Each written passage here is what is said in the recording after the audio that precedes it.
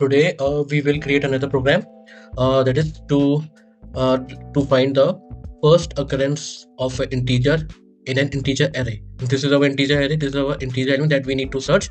This is the size. The skeleton and definition of the method is already created. So in the first line we will put the condition if I is equals to the size of the array. That means we have already accessed the array. In that case we will return -1. Okay, and now this is our main work.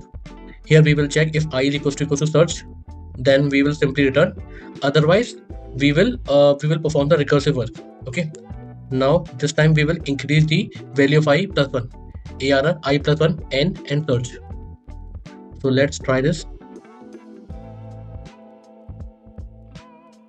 So as you can see, the element integer 4 is on the third index, 0 1 2 3. So this program is working fine.